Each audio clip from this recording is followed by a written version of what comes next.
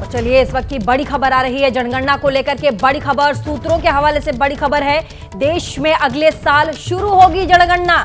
सूत्रों के हवाले से बड़ी खबर हमारे पास। 2025 से 2026 तक की जाएगी जनगणना। के बाद लोकसभा सीटों का परिसीमन भी किया जाएगा।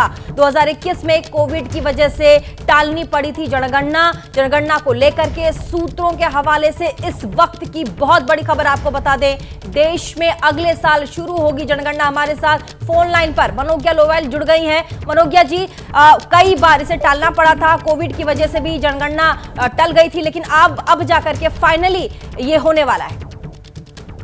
अब बिल्कुल बड़ी खुशी है क्योंकि सरकारी सूत्रों का कहना है कि 2025 से लेकर 26 के बीच में जनगणना चलेगी। 21 हर बार होता है, जैसे 1981 हो, 2001 हो, 2011 हो, 10 अंक के अंतराल पर पहले होती थी जनगणना। लेकिन अब अगर 2025 से होगी तो इसकी समय सारणी भी बदल दी जाएगी, यानी कि 2035, 2045 या 2055 की तरह कराई जाएगी।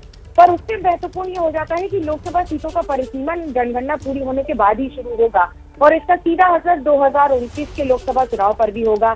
परिसीमन की प्रक्रिया लगभग 2028 तक पूरी हो जानी है। इस बार परिसीमन डिजिटल होगा।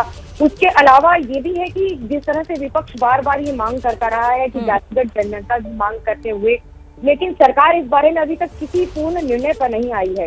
हालांकि जनगणना के समय अभी तक हमेशा की तरह वर्ग पूछा जाता है या फिर सामान्य अनुसूचित जाति जनजाति की जनगणना जिस तरह से होती है, उसी प्रक्रिया के आधार पर इस बार भी किए जाने की संभावना है।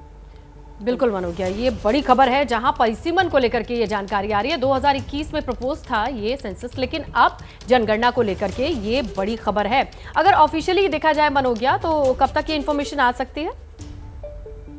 देखिए, आधिकारिक तौर पर अभी किसी बात की पुष्टि नहीं है ये, लेकिन सूत्रों का ये कहना है कि ये इसकी प्रक्रिया पूरी तरह से जारी है।